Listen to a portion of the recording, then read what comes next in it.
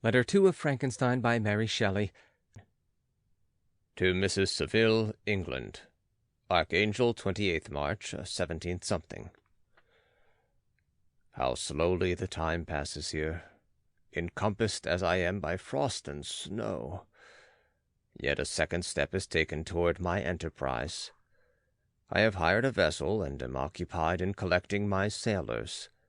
Those whom I have already engaged appear to be men on whom I can depend, and are certainly possessed of dauntless courage. But I have one want which I have never yet been able to satisfy, and the absence of the object of which I now feel as a most severe evil. I have no friend, Margaret.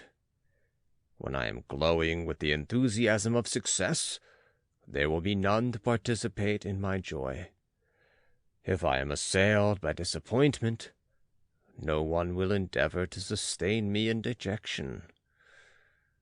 I shall commit my thoughts to paper, it is true, but that is a poor medium for the communication of feeling. I desire the company of a man who could sympathize with me, whose eyes would reply to mine. You may deem me romantic, my dear sister, but I bitterly feel the want of a friend. I have no one near me, gentle yet courageous, possessed of a cultivated as well as of a capacious mind, whose tastes are like my own, to approve or amend my plans. How would such a friend repair the faults of your poor brother? I am too ardent in execution, and too impatient of difficulties, but it is a still greater evil to me that I am self-educated. For the first 14 years of my life I ran wild on a common, and read nothing but our Uncle Thomas's books of voyages. At that age I became acquainted with the celebrated poets of our own country, but it was only when it had ceased to be in my power to derive its most important benefits from such a conviction that I perceived the necessity of becoming acquainted with more languages than that of my native country.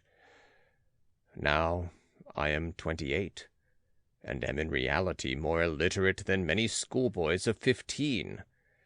It is true that I have thought more, and that my daydreams are more extended and magnificent, but they want, as the painters call it, keeping, and I greatly need a friend who would have sense enough not to despise me as romantic, and affectionate enough for me to endeavor to regulate my mind. Well, these are useless complaints. I shall certainly find no friend on the wide ocean, nor even here in Archangel among merchants and seamen.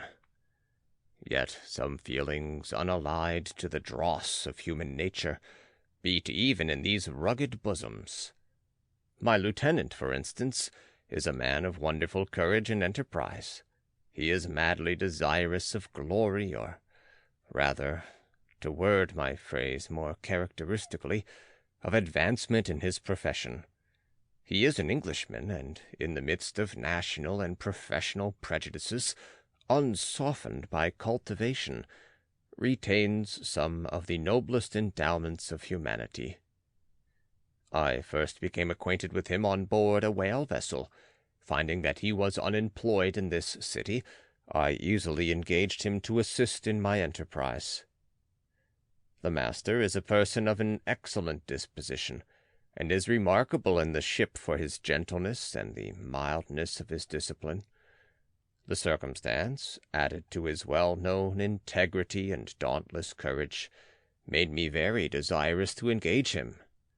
A youth passed in solitude, my best years spent under your gentle and feminine fosterage, has so refined the groundwork of my character that I cannot overcome an intense distaste to the usual brutality exercised on board ship. I have never believed it to be necessary, and when I heard of a mariner equally noted for his kindliness of heart, and the respect and obedience paid to him by his crew, I felt myself peculiarly fortunate in being able to secure his services. I heard of him first in rather a romantic manner, from a lady who owes to him the happiness of her life. This, briefly, is his story. Some years ago he loved a young Russian lady of moderate fortune, and having amassed a considerable sum in prize money, the father of the girl consented to the match. He saw his mistress once before the destined ceremony, but she was bathed in tears, and throwing herself at his feet entreated him to spare her, confessing at the same time that she loved another, but that he was poor, and that her father would never consent to the union. My generous friend reassured the suppliant, and on being informed of the name of her lover, instantly abandoned his pursuit. He had already bought a farm with his money on which he had designed to pass the remainder of his life, but he bestowed the whole on his rival, together with the remains of his prize money to purchase stock, and then himself solicited the young woman's father to consent to her marriage with her lover. But the old man decidedly refused, thinking himself bound in honor to my friend, who, when he found the father inexorable, quitted his country, nor returned until he heard that his former mistress was married according to her inclinations. What a noble fellow, you will exclaim. He is so. But then he is wholly uneducated. He is as silent as a Turk, and a kind of ignorant carelessness attends him, which, while it renders his conduct the more astonishing, detracts from the interest and sympathy which otherwise he would command. Yet do not suppose, because I complain a little, or because I can conceive a consolation for my toils which I may never know, that I am wavering in my resolutions. Those are as fixed as fate, and my voyage is only now delayed until the weather shall permit my embarkation. The winter has been dreadfully severe, but the spring promises well, and it is considered as a remarkable early season, so that perhaps I may sail sooner than I expected. I shall do nothing rashly. You know me sufficiently to confide in my prudence and considerateness whenever the safety of others is committed to my care. I cannot describe to you my sensations on the near prospect of my undertaking. It is impossible to communicate to you a conception of the trembling sensation, half pleasurable and half fearful, with which I am preparing to depart.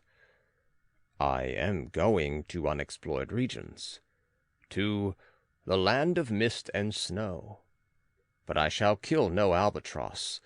Therefore, do not be alarmed for my safety, or if I should come back to you as worn and woeful as the ancient mariner. You will smile at my illusion, but I will disclose a secret. I have often attributed my attachment to, my passionate enthusiasm for, the dangerous mysteries of ocean, to that production of the most imaginative of modern poets. There is something at work in my soul which I do not understand. I am practically industrious, painstaking, a workman to execute with perseverance and labor. But besides this, there is a love for the marvelous, a belief in the marvelous, intertwined in all my projects, which hurries me out of the common pathways of men, even to the wild sea and unvisited regions I am about to explore. But to return to dearer considerations, shall I meet you again, after having traversed immense seas, and returned by the most southern cape of Africa or America? I dare not expect such success, yet I cannot bear to look on the reverse of the picture. Continue for the present to write to me by every opportunity. I may receive your letters on some occasions when I need them most to support my spirits. I love you very tenderly. Remember me with affection, should you never hear from me again.